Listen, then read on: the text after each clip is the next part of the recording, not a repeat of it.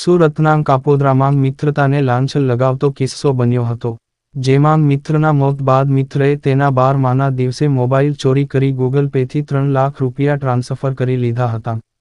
સુરત કાપોદ્રા વિસ્તારમાં મિત્રના કેન્સરની બીમારીમાં થયેલા મોત બાદ તેના પરિવારને સાંત્વના આપવાની જગ્યાએ 12માની વિધિમાં જ મિત્રની પત્નીનો સ્માર્ટફોન ચોરીને તેના બેંકમાંથી 3 લાખ રૂપિયાની લૂંટ કરી લીધી હતી.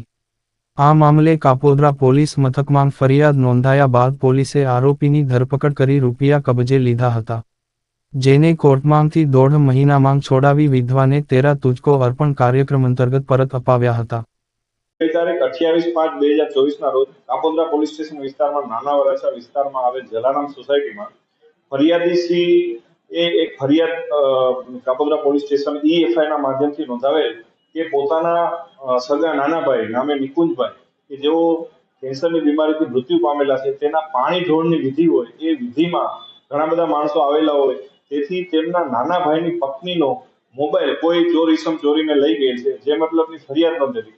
જે ફરિયાદ અનુસંધાને કાપોદ્રા પોલીસ સ્ટેશનના સર્વેલન્સ સ્ટાફને આ તપાસ આપવામાં આવેલી. જે તપાસમાં એવું જણાવેલ માલુમ પડેલ કે આ મોબાઈલના જે ચોર ચોરી કરીને રહી ગયેલ છે, એ મોબાઈલના ઉપયોગથી એ મોબાઈલમાં પડેલા એકાઉન્ટમાંથી 3 લાખ રૂપિયા અન્ય એકાઉન્ટમાં ટ્રાન્સફર કરવામાં આવે છે,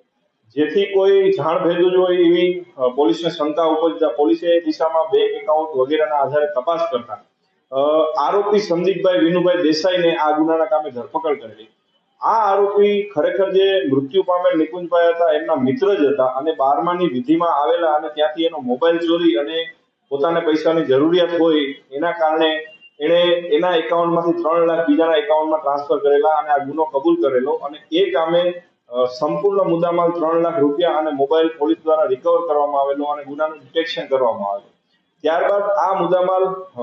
છોડાવવા માટે ફરિયાદીશ્રીએ નામદાર કોર્ટમાં અરજી કરેલી, જેમાં પોલીસ દ્વારા તેમની મદદ કરવામાં આવી અને નામદાર કોર્ટના હુકમ થઈ આવે આ સંપૂર્ણ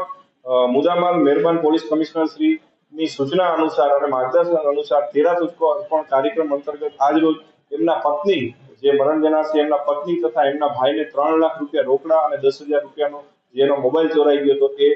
સુપ્રત કરવામાં આવેલ છે.